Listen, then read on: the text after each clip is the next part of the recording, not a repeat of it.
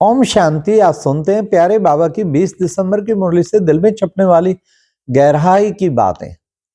आज की मुरली में बाबा ने गुरु ग्रंथ साहिब की महिमा की है।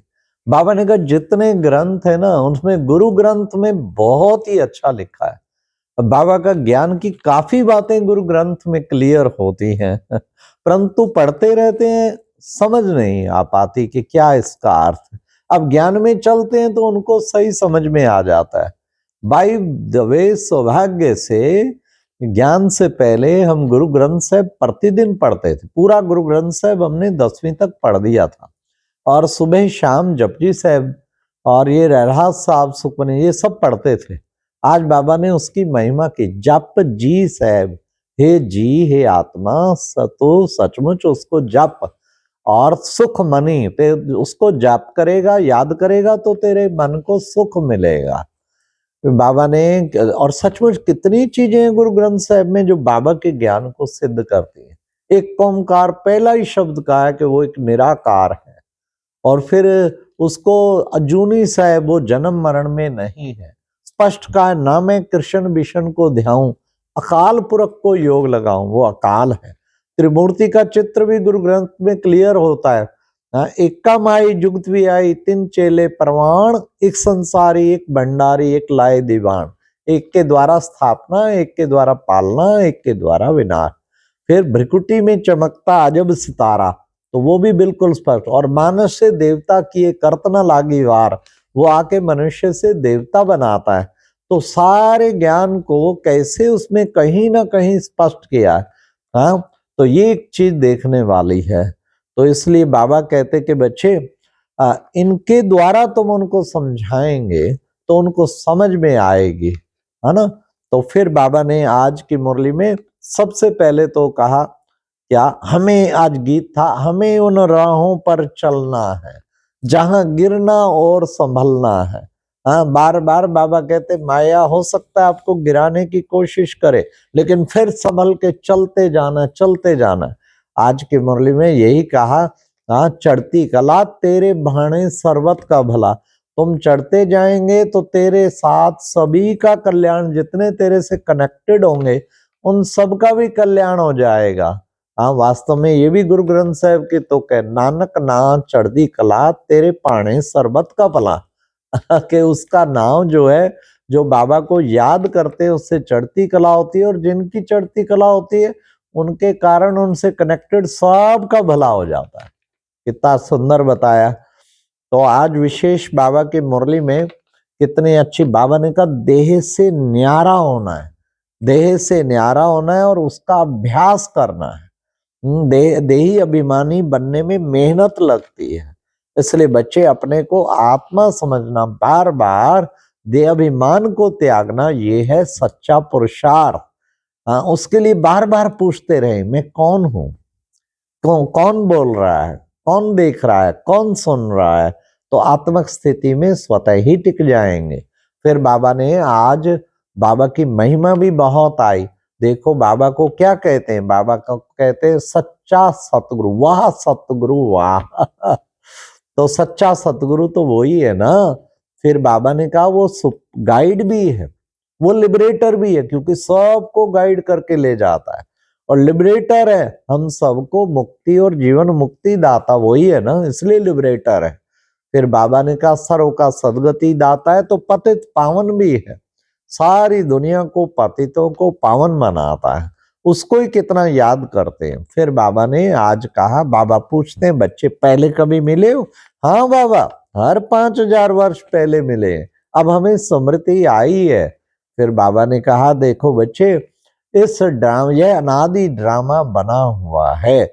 इस समय ड्रामा के आदि मध्य अंत का राज को जानना होता है कि कैसे ड्रामा का चक्र चलता रहता है, और ये अविनाशी चक्र है, इसमें कुछ भी चेंज नहीं हो सकता। कलप कलप कलप कलप बाबा ने कहा संगम पर देवी देवता धर्म की स्थापना होती है। फिर बाबा ने कहा देखो बच्चे, इस समय तुम सर्विस पर हो और बाबा भी इस समय सर्विस पे है, और बाबा सर्विस के बिना रह नहीं सकता। सुबह सुबह रोज बच्चों की सर्विस करता है, क्या सर्विस करता है, बाबा की मुरली सुनते, सारे खुशी में झूमते, तो बाबा की सर्विस हो गई ना। तो फिर बाबा ने कहा तुम बच्चों को औरों को भी आप समान बनाने की सर्विस करनी है। फिर बाबा ने कहा काम महाशत्रु है, इस पर जीत पहनेंगे तो तुम जगत जीत बनेंगे। तुम्हारी चलन बड़ी दैवी चलन होनी चाहिए, उसमें कुछ भी ऐसा सतगुरु का नाम बदनाम नहीं करना, कहीं चलन गलत चल के सतगुरु का नाम बदनाम करते। तो बाबा ने कहा हिम्मत है राजाई में आने की? जी बाबा है, प्रजा तो बहुत बनती रहती है। हाँ, कहते हैं बाबा क्यों नहीं, हमारी एम ही है नर से नारायण बनने की, तो ये पढ़ाई अच्छी तरह से पढ़नी है, ऐसी चलन नहीं चलनी सतगुरु की निंदा हो। फिर बाबा ने कहा आंतरिक खुशी में रहना है, किस लिए कि हम राजाई के लिए पढ़ रहे हैं। अब तुम्हें नशा होना चाहिए क्या, अब हम पुरुषोत्तम बन रहे हैं, तो तुम्हारा रूहानी नशा सदैव चढ़ा रहे।